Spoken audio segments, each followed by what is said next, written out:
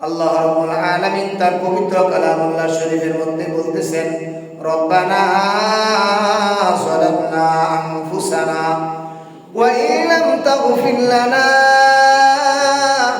ওয়া তারহামনা লানাকুনান্না মিনাল খাসিরিন। হে আমাদের পালনকর্তা, আমরা নিজেদের উপর জুলুম করেছি, আপনি আমাদেরকে ক্ষমা করে দেন, আপনি আমাদেরকে ক্ষমা করে দেন। যদি আপনি আমাদেরকে ক্ষমা না করেন তাহলে আমরা ধ্বংসের মধ্যে পড়ে যাব, ধ্বংস হয়ে যাব। এই কথাটা আল্লাহ রাব্বুল আলামিন বারবার বলতেছেন যে তোমরা আমি আল্লাহ রাব্বুল আলামিনকে স্মরণ করে আমি আল্লাহ রাব্বুল আলামিনের কাছে ক্ষমা প্রার্থনা করো। রব্বানা যালামনা রব্বানা যালামনা রব্বানা যালামনা। হাদিসের মধ্যে এসেছে, যদি কোনো ব্যক্তি বারবার আল্লাহ রাব্বুল আলামিনের কাছে বলতে থাকে রব্বানা যালামনা রব্বানা যালামনা, মালিক আমরা আমাদের নফসের প্রতি জুলুম করেছি, অন্যায় করেছি, আপনি ক্ষমা করে দেন। যদি কোনো ব্যক্তি 50 বার বলে, আল্লাহ রাব্বুল আলামিন বলতেছেন আমি আল্লাহ রাব্বুল আলামিন ওই বান্দাটাকে ক্ষমা করে দেই। সুবহানাল্লাহ। এই জন্য ভাই আল্লাহ রাব্বুল আলামিন বলতেছেন, হে বান্দা বান্দিরা, তোমরা আগে নিজের নফসকে ঠিক করো, ইনসাফ বানায়া নাও। হাসরের ময়দানে আল্লাহ রাব্বুল আলামিন তোমার চরিত্রকে ওজন করা হবে, তোমার অন্তর ওজন করা হবে। সর্বপ্রথম যদি তোমার অন্তর দিন ইনসাফ হয়ে যায়, ইনসাফকার হয়ে যায়, মন ভালো হয়ে যায়, মনের পাল্লায় ওজন, ওই ওজনের পাল্লাটা ভারী হয়ে যায়, তাহলে নামাজের পাল্লাও কি হয়ে যাবে? ভারী হয়ে যাবে। সুবহানাল্লাহ। সমাজের মধ্যে কিন্তু ভাই ইনসাফ নাই, বিচার নাই। সুন্দরভাবে ইনসাফের সাথে আমানতের সাথে আমরা বিচার করতে পারি না। ওই কিয়ামতের দিন আল্লাহ রাব্বুল আলামিন তার বান্দার চরিত্রকে আগে ওজন করবে। হাদিসের মধ্যে এসেছে, যদি তার চরিত্রর ওজনের পাল্লায় ভারী হয়ে যায় তাহলে তার নামাজের পাল্লাটাও কি হয়ে যাবে? ভারী হয়ে যাবে। সুবহানাল্লাহ। জুলফিকার আলী নকশবন্দি তার খুতবাতের মধ্যে একটি সুন্দর একটি ঘটনা এনেছেন মুসলমানের ইনসাফ কি জিনিস শিক্ষা দেওয়ার জন্য তার খুতবাতের মধ্যে এত সুন্দর মুসলমানের একটি ঘটনা এনেছেন। জুলফিকার আলী নকশবন্দি তার খুতবাতের মধ্যে বলতেছেন, এক ভাই আরেক ভাইয়ের কাছ থেকে জমি ক্রয় করেছে। এক মুসলমান ভাই আর এক মুসলমান ভাইয়ের কাছ থেকে জমি ক্রয় করেছে। জমি ক্রয় করার পর যে ক্রেতা ভাই জমি ওই ভাইয়ের থেকে ক্রয় করেছে, কিছুদিন পর চিন্তা করলো জমিটার মধ্যে আমি বাড়ি বানাই, ঘর বানাই, থাকার জন্য একটা বাসস্থান তৈরি করি। ওই চিন্তা ভাবনা করে সে পাইলিং করার জন্য বা ফিলার উঠানোর জন্য সে গর্ত করতেছে। গর্ত খনন করার পর ওই গর্তের থেকে একটি স্বর্ণ ভর্তি কলস বের হয়ে আসছে। ওই গর্ত থেকে যখন স্বর্ণ ভর্তি কলস বের হয়ে আসলো, সে চিন্তায় পড়ে গেল, হায় হায়, আমি তো ওই ভাইয়ের কাছ থেকে জমি ক্রয় করেছি, এই স্বর্ণ ভর্তি কলস তো আমি আর কি করি নাই, ক্রয় করি নাই। এই চিন্তা করিয়া ওই স্বর্ণ ভর্তি কলসটা নিয়া যে ভাইয়ের কাছ থেকে সে জমি ক্রয় করেছে, ওই স্বর্ণ ভর্তি কলস নিয়া ওই ক্রেতা ভাইয়ের বাড়ির দরজার সামনে দাঁড়ায় গেছে। দাঁড়ায় ডাকতেছে, ও ভাই, আমি তোমার কাছ থেকে জমি ক্রয় করেছি, কিন্তু তোমার কাছ থেকে আমি এই স্বর্ণ ভর্তি কলস কিন্তু ক্রয় করি নাই। আমি তো মুসলমান, আমি তোমার একজন ভাই। এই স্বর্ণ ভর্তি কলস আমার মনে হয় তোমার পূর্বপুরুষেরা বাপ দাদারা যারা ছিল তোমার জন্য, তোমার বাপ দাদারা যারা ছিল তোমার জন্য হতে পারে এই কলস ভর্তি স্বর্ণ ভর্তি করিয়া মাটির মধ্যে লুকায় রাখছিল তোমাদের জন্য। মারা যাওয়ার আগে হয়তো বা তোমাদেরকে বলে যাওয়ার স্মরণ ছিল না, বলে যাইতে পারে নাই, তার আগে তারা মারা গিয়েছে। এই কলসটা নাও, আমি বাড়ি বানানোর জন্য মাটি খনন করার সময় এই কলসটা পেয়েছি। আমি তোমার এই সম্পদ গ্রাস করতে পারি না, নিতে পারি না, এই জন্য এই স্বর্ণ ভর্তি কলসটা, তোমার বাপ দাদা রেখে যাওয়ার সম্পদটা তোমাকে আমি ফিরিয়ে দিতে এসেছি, তুমি নিয়ে নাও। চিন্তা করছেন নি? এক মুসলমান ভাই আরেক মুসলমান ভাইয়ের প্রতি কতটা ইনসাফ করতেছে। নবী করিম সাল্লাল্লাহু আলাইহি ওয়াসাল্লাম হাদিসের ভাষায় বলতেছেন, ক্বালা হাবিবুনা মুহাম্মাদিন সাল্লাল্লাহু আলাইহি ওয়াসাল্লাম, আল মুসলিমু মান সালিমাল মুসলিমুনা মিন লিসানিহি ওয়া ইয়াদিহি, আও কামা ক্বালা an-নবী আলাইহিস সালাতু ওয়াস সালাম। আপনার আমার নবী জনাবে মুহাম্মদুর রাসূলুল্লাহ সাল্লাল্লাহু আলাইহি ওয়াসাল্লাম তার হাদিসের ভাষায় বুঝিয়ে দিতেছেন, বলতেছেন, মুসলমান এবং খাঁটি মুমিন তো, খাঁটি মুসলমান তো ওই ব্যক্তি যার হাত এবং মুখের দ্বারা অন্য মুসলমান ভাই নিরাপদ থাকে। সুবহানাল্লাহ। কে জানাই দিতেছেন ভাই? আল্লাহর মাধ্যমে আপনার আমার নবী জনাবে মুহাম্মদুর রাসূলুল্লাহ সাল্লাল্লাহু আলাইহি ওয়াসাল্লাম জানাই দিতেছেন। ওই হাদিসটা স্মরণ হয়ে গেছে, ওই হাদিসের প্রতি লক্ষ্য করিয়া ওই স্বর্ণ ভর্তি কলস নিয়ে ক্রেতা ভাইয়ের দরজার সামনে আইসা ক্রেতা ভাইকে ডেকে তার স্বর্ণ ভর্তি কলসটা দেওয়ার জন্য উপস্থিত হয়ে গেছে।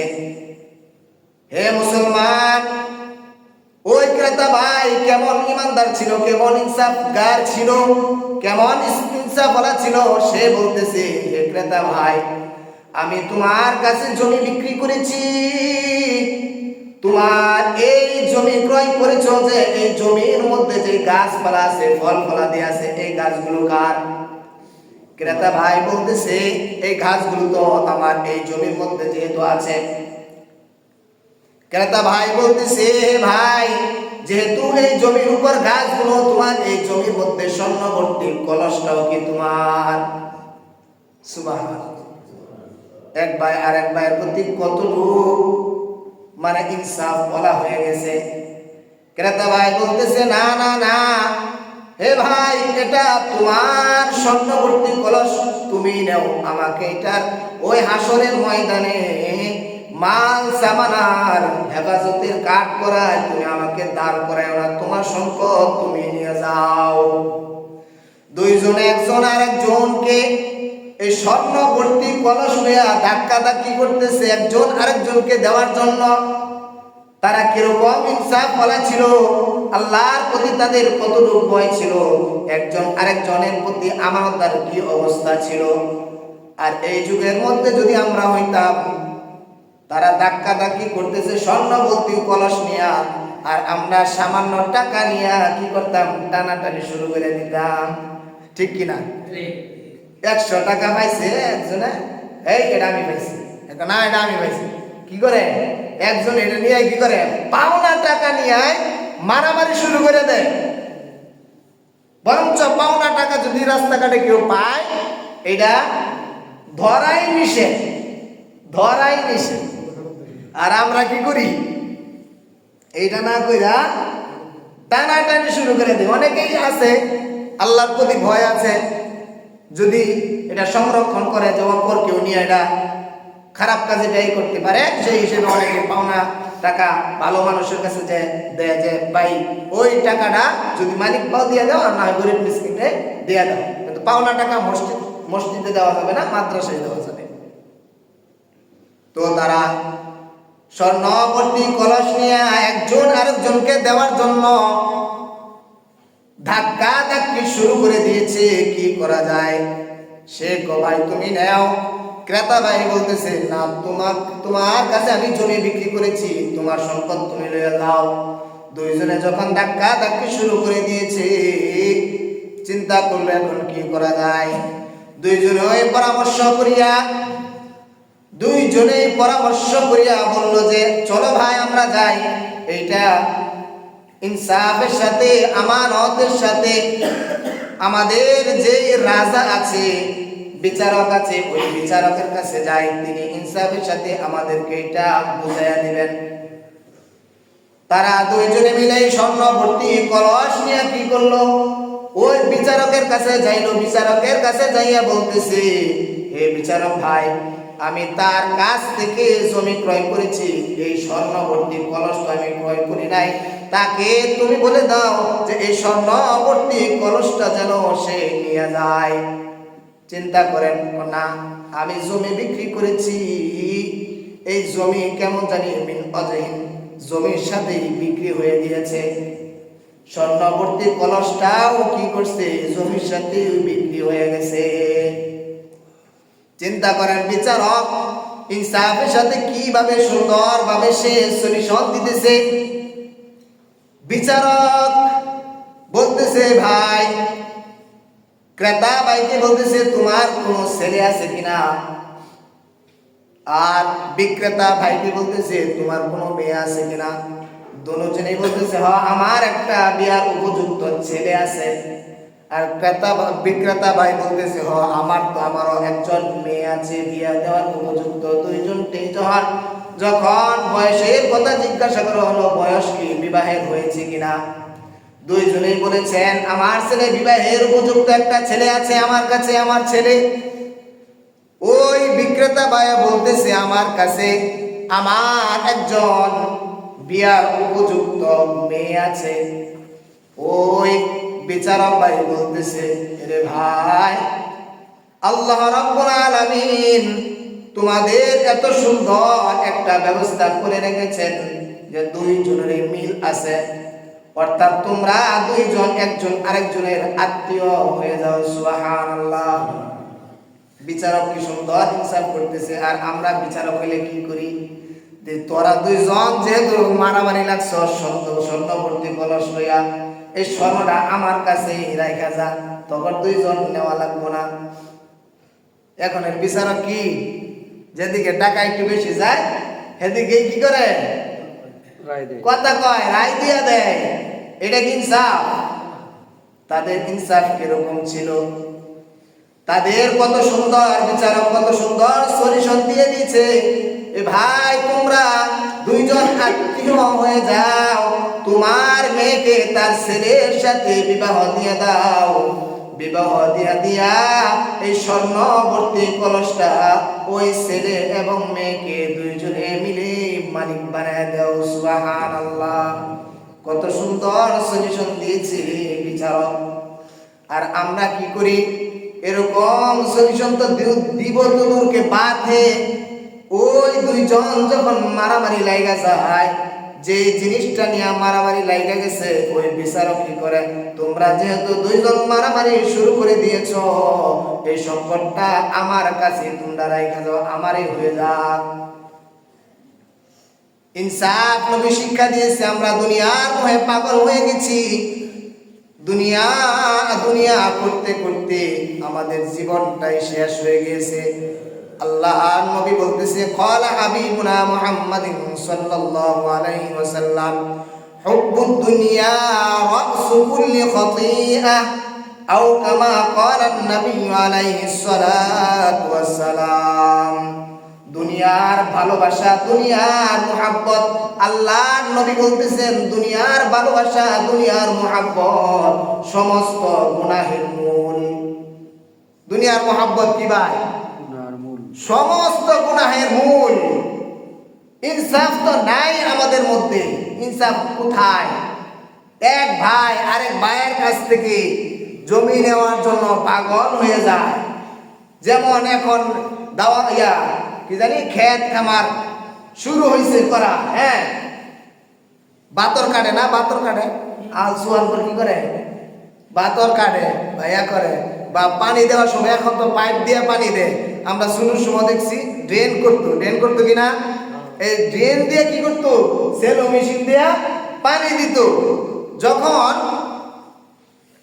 এরকম হয়েছে যে ড্রেন করতেছে, ড্রেন আরেক ভাইয়ের জমি দিয়া ওই আরেক বাতর আরেকটা বাঁধতে হয় না, দুইটা বাঁধতে হয় না, দুই সাইডে দুইটা, তো একটা তো আছে তার জমির মধ্যে, তা আরেকটা তো বাঁধতে হইব। ওই বাঁধাটা কি করে, ড্রেন করে ওই আরেক ভাইয়ের জমি দিয়ে। এরকম আছে না নাই? আরেক ভাইয়ের জমি দিয়া ড্রেন করতেছে।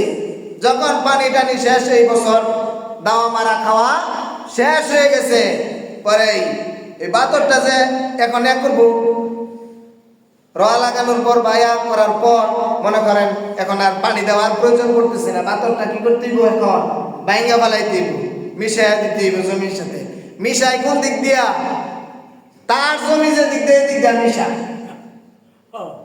আছে না না? এরকম আছে, এরকম আমার দিয়ে এরকম অভিযোগ হয়েছে, দেখছি কি করে বাতরটা বানাইছে আরেকবার জমি দিয়া, যখন মিশাইতেছে তার জমি দিয়া মিশাইতেছে। এটা কি ইনসাফ হইলো? তার জমিতে মিশানোর মানে কি মনে হয় বুঝাইতে পারতেছি, মানে খেতটা কি করলো, বড় করলো, তার থেকে জমি একটু আয়া করছে। একজন বিচার নিয়ে এরকম আসছে যে হুজুর এটার সলিউশন কি, এটার বিচার কি, কি করতে পারি, যে আমগর এই যে এই অবস্থা করছে যে যে সময় পানি দেয় বা ড্রেন করে ওই সময় বাতর বাঁধে আমার জমি দিয়া, আর যখন মিশানোর সময় তার জমি দিয়ে মিশা। এইভাবে 4-5 বছরে মোটামুটি আমার 4-5 হাত জায়গা তার ক্ষেতের মধ্যে গেছে। এখন এটা কি করা যায়? যখন বিচার বইছে, এখন ক্ষমতা আছে, ওই যে বললাম আগে, ইনসাফ তো নাই আমাদের মধ্যে, কোনো ইনসাফ নাই। টাকার দিকে হইয়া ঘুরে গেছে, বলতেছে যে এটা বাপ দাদার জমি ছিল, এটা বাপ দাদার থেকেই এটা আইন বানানো, আমার কিছু করা নাই, এটা এখন ভাঙ্গা যাইব না, এটা এখন ভাঙ্গা যাবে না, এটা পূর্বপুরুষের ড্রেন করা। কারণ ইনসাফ নাই তো, দুনিয়ার মুখে পড়ে গেছি না আমরা। এক মুসলমান ভাই আরেক মুসলমান ভাই থেকে তো আমানত নাই, ইনসাফ নাই। নবী বলতেছে আল মুসলিম মান সালিমাল মুসলিমুনা মিন লিসানি ওয়া ইয়াদি, আও কামা ক্বালা নবী আলাইহিস সালাতু ওয়াস সালাম। নবী বলতেছে ঈমানদার মুসলমান তো সেই হবে যার হাত এবং মুখের দ্বারা অপর এক মুসলমান ভাই কি থাকবে, নিরাপদ থাকবে। এখন আমাদের মধ্যে তো নিরাপদ বলতে কিচ্ছু নাই, ইনসাফই নাই, নিরাপদ কিভাবে থাকবে ভাই? আল্লাহর প্রতি তো আমাদের ভয়ই নাই, ভয় উঠে গেছে, তাহলে কিভাবে আমাদের মধ্যে ইনসাফ আসবে? ইনসাফ বলতে কিছু নাই। এই জন্যই ওই হাসরের ময়দানে রব্বানা যালামনা বারবার যদি আল্লাহ রাব্বুল আলামিনের কাছে আমরা এই দোয়াটা করতে পারি, যদি কিভাবে করব? নিজের মধ্যে তো আমরা নিজেদের মনের মধ্যে তো আমরা মনে করি না যে ভুল আছে, আমরা মনে করি না যে আমার মধ্যে কি আছে, ভুল আছে, দোয়া করার দরকার আছে। কিন্তু আল্লাহ রাব্বুল আলামিন শিখায় দিয়েছেন যে ওই হাসরের ময়দানে প্রথম তোমার চরিত্র ওজন দেওয়া হইল। যদি চরিত্র তোমার ভালো হয়ে যায়, ওজনের পাল্লাটা ভালো হয়ে যায়, তাহলে তোমার নামাজের পাল্লাটাও ভালো হয়ে যাবে। সুবহানাল্লাহ। নামাজ পড়লাম, আমার মধ্যে মন ঠিক নাই, নামাজ পড়লাম, আমার জবান ঠিক নাই, মিথ্যা বলতেই থাকি, মিথ্যা কথা বলতেই থাকি, মন তাহলে কিভাবে ঠিক হইব? প্রত্যেকটা জিনিসেরই কিন্তু একটা মূল থাকে, মূল থাকে কিনা? সারাটা দেহের মূল হইল একটা রূহ, একটা অন্তর, একটা কলব, ঠিক কিনা? হ্যাঁ, একটা মানুষ মারা গেলে, তার রূহটা চলে গেলে তাকে কি মানুষ বলেনি? লাশ। তার নাম হয়ে যায় কি? লাশ।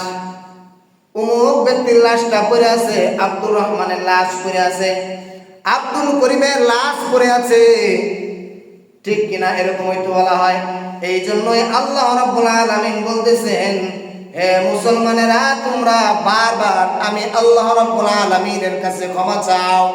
যদি ক্ষমা চাইতে পারো তাহলে আমি আল্লাহ রাব্বুল আলামিন তোমাকে সব সময় ক্ষমা করার জন্য প্রস্তুত আছি। সুবহানাল্লাহ।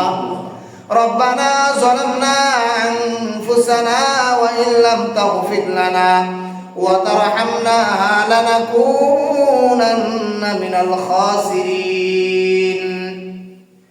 রব্বানা যালামনা, আমরা আমাদের অন্তরের প্রতি, নিজের প্রতি জুলুম করেছি।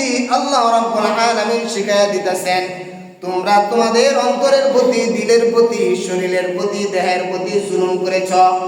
এই জুলুমের থেকে পানা চাওয়ার জন্য মালিক শিখাইতেছেন, ওয়া ইল্লাম তাগফির লানা ওয়া তারহামনা লানাকুনান্না মিনাল খাসিরিন। ওগো মালিক, আমরা নিজেদের প্রতি জুলুম করেছি, এই জুলুম থেকে আমাদেরকে হেফাজত করেন, ক্ষমা করে দেন, মাফ করে দেন। বারবার মাফ চাইতে হবে, বারবার আল্লাহ রাব্বুল আলামিনের কাছে বলতে হবে। আল্লাহ রাব্বুল আলামিনের কাছে বারবার যখন বলবো, আল্লাহ রাব্বুল আলামিন বলতেছেন, আমি মালিক তোমাদেরকে ক্ষমা করে দেই। সুবহানাল্লাহ। এই জন্য আমরা সব সময় আল্লাহর প্রতি ভয় রেখে ইনসাফের সাথে চলার চেষ্টা করব, ঠিক কিনা? ইনসাফের সাথে চলার চেষ্টা করব কিনা? ইনসাফ মানে কি? ন্যায় বিচার। নিজের মনকে আগে পরিবর্তন করা, নিজের মনকে আগে পরিবর্তন করা। নিজের মন যদি ঠিক হয়ে যায়, একজনকে বলি যে ভাই তোমরা কি করো, বারবার খালি এই কাজ করো, মিথ্যা কথা কও। না না না, আমি মিথ্যা কথা কই না, আমি একদম নিষ্পাপ, আমি একবারে নিষ্পাপ। শয়তান কোনোদিন বলে যে আমি শয়তানি করছি? চুরি করে কোনোদিন কয় যে আমি চুরি করছি? মনে করেন চুরি ধরা পড়ছে, ডাকাত ধরা পড়ছে, বা একজন সন্ত্রাস ধরা পড়ছে, না না না আমি এদিকে যাই নাই, একদম বিলকুল আমার দেখেনি নাই, অথচ তারা চাক্ষুষ দেখা গেছে সে কি করতেছে, চুরি করতেছে। কিন্তু তাকে বলা হইলে না আমি চুরি করি না, এদিক দিয়ে যাই না, আমি চিনি হই না, এলাকা যাই নাই। এরকম আছে না নাই? অথচ দেখা যাইতেছে সব সময় মিশা কথা কইতাছে, সব সময় চলাফেরার মধ্যে উল্টা পাল্টা করতেছে। না, আমার মতো ভালো মানুষ কেউই নাই।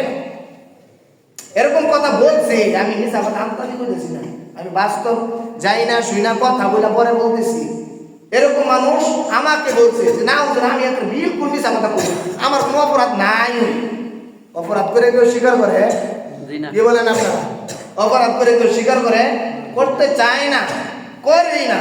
এই জন্যই বলা হয়েছে, আল্লাহ রাব্বুল আলামিন বলতেছেন, তোমরা নিজেদের উপর জুলুম করছো, এই জুলুম করার ক্ষেত্রে আমি আল্লাহর কাছে ক্ষমা চাও, প্রার্থনা করো। আর যদি ক্ষমা প্রার্থনা না করো তাহলে তো আল্লাহ মাফ করবে না। যদি ক্ষমা প্রার্থনা না করো তাহলে কিভাবে মাফ করবে? আল্লাহ যদি মাফ না করে তাহলে খাসিরিন, কি হয়ে যাবা? হালাক হয়ে যাবা, ধ্বংস হয়ে যাবে তোমরা। এটা কে বলতেছেন? আল্লাহ।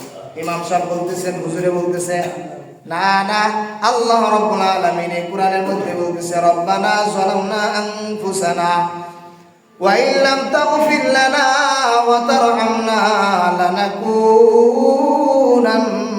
মিনাল খাসিরিন। যদি আল্লাহ রাব্বুল আলামিন ক্ষমা না করেন তাহলে খাসিরিন, সবাই হালাক হয়ে যাবে, ধ্বংস হয়ে যাবে। আল্লাহ রাব্বুল আলামিন আমাদেরকে ধ্বংসের হাত থেকে বাঁচায়া সকলকে ইনসাফের সাথে আল্লাহর প্রতি ভয় রেখে তার রাসূল এবং আল্লাহ রাব্বুল আলামিনের পথে সুন্দরভাবে নবীর আদর্শ মোতাবেক চলার তৌফিক দান করুন। সকলেই বলি আমিন।